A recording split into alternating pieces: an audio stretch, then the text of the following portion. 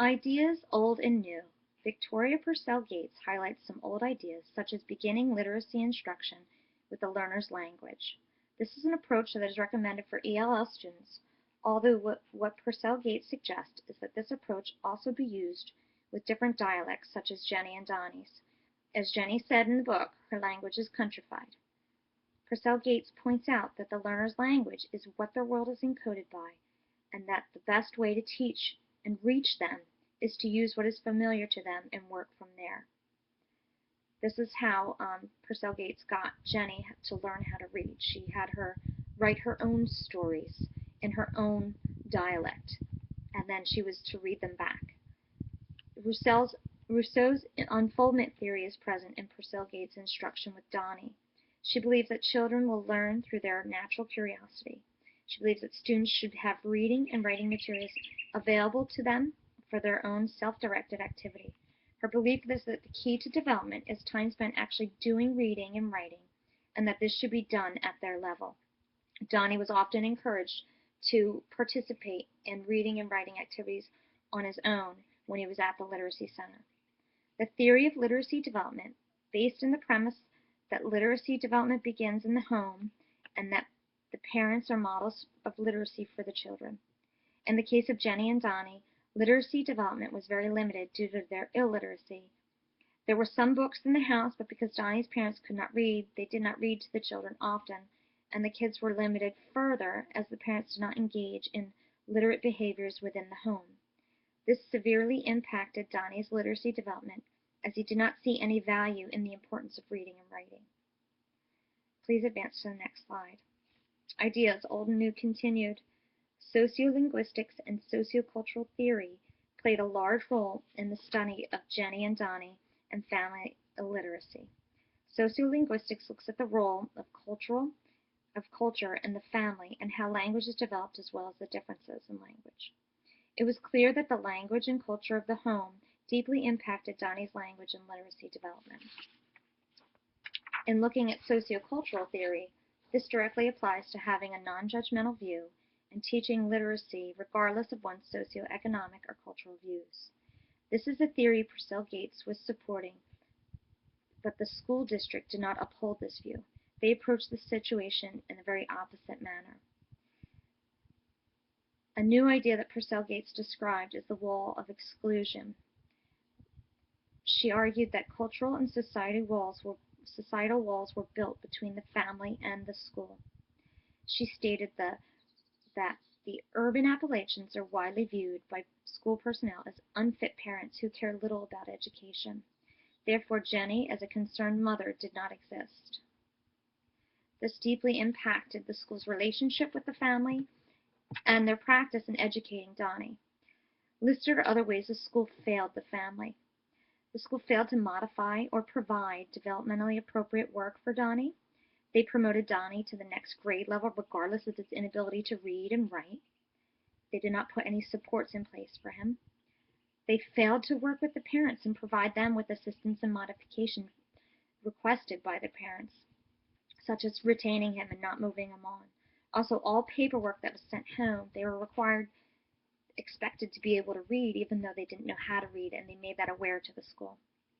All of this failure on the part of the school created a cycle of illiteracy within the family.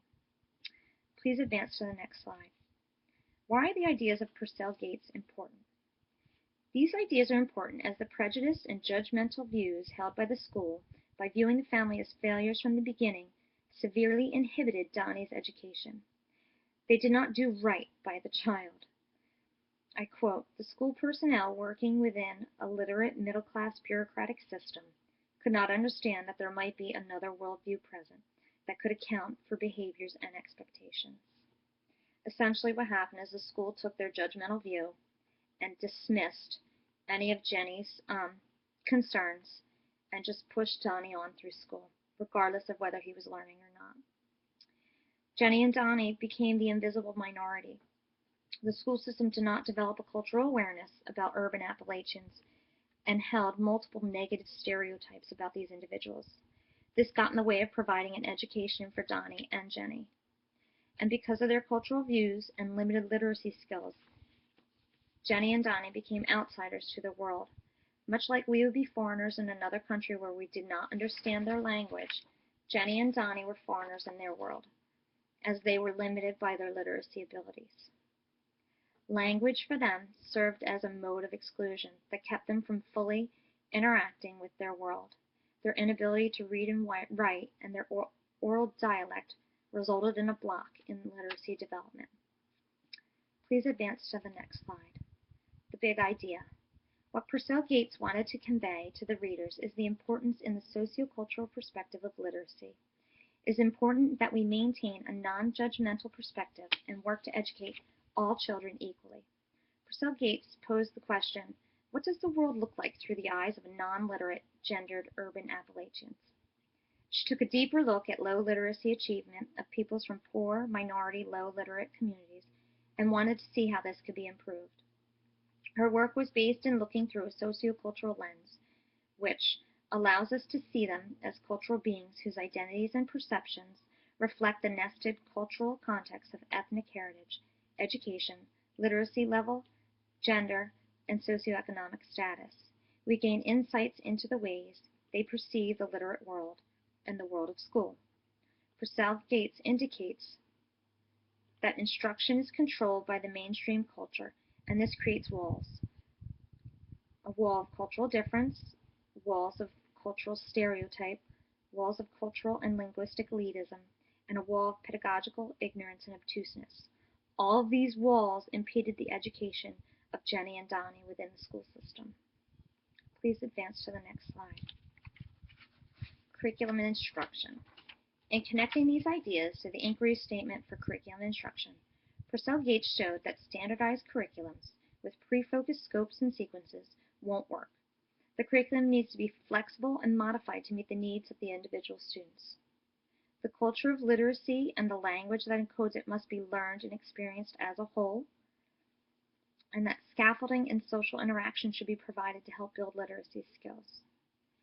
Cognition for these individuals requires more time, attention, and effort, and this should be accounted for when teaching. Emergent literacy and the role of print in a child's life is very important. The idea of family literacy theory becomes a central focus and something that should be encouraged and developed. Please advance to the next slide. Educational policy. Connecting educational policy to Purcell Gates' work sheds light on our ethnocentric world and increases the need to view students from another perspective, and that we should not pass judgments of deficiency, dysfunction, and irresponsibility onto the child or family, as we do not know all that is going on in their world at home. In terms of literacy learning, social and moral judgments based on ignorance of a cultural group most often result in pedagogical decisions and moves that are uninformed, inappropriate, and hence ineffective. It is not our place to judge these people. It is our job to teach them, and both the parents and the children. This is the view and the point that Purcell Gates makes in her work. Educational policy needs to focus on providing equal access to educational opportunities for low-caste minority communities. Please advance to the next slide. Literacy research. Literacy research connections will look at how to best build and implement family literacy programs. These programs should be informed by insights that include the many ways that literacy is a cultural practice, engaging in literacy in natural and meaningful ways, and experiencing community members using print in all areas of life for a variety of purposes, such as getting things done, to learn about and experience the world, and to expand their own human potential. Please advance to the next slide. Common Core Standards. Common Core Standards define what students need to know and be able to do for college and career readiness, although they do not provide the full scope of intervention methods or materials that can be used to support students, especially those well below grade level. This would be Donnie. It is up to the educators to make the curriculum appropriate for the child's learning ability.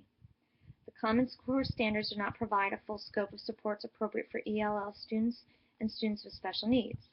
Again, it's up to the educators to make the curriculum appropriate for the child's learning ability. The Common Core provides signposts along the way to the goal of college and career readiness for all students. We as educators have to use the Common Core as a guide, not as a script for teaching. It is up to the teachers to decide how they will teach, and curriculum developers and teachers have the final say in all that could and should be taught. Please advance to the next slide. How to best address the problems of poverty and low educational achievement. Schools need to create proactive teachers through higher education, professional development opportunities. Purcell Gates states that there needs to be a change in two basic areas. These include recruiting and training teachers who know, accept, and celebrate the cultures from which their students come from, and that we must change the ways teachers are trained and treated. Teachers need to be valued in their abilities, and we need to allow them to take charge of the learning that takes place within the classroom. We need to see teachers as true professionals. Finally, Purcell Gates states, with culturally sensitive, culturally knowledgeable lenses in place, teachers, administrators, and policymakers will no longer be so prone to the blame the victim syndrome. They will be more likely to assume responsibility for the educational progress of all children. It is up to the teachers and the educators to become culturally aware and sensitive to those in their classrooms. This is the big idea here, that we need to be sensitive to this, and we need to be aware, and we need to accept and understand to further educate these children to the best of our abilities. Finally, what she states is that we need to see all children as learners with unlimited potential, regardless of their cultural and socioeconomic background.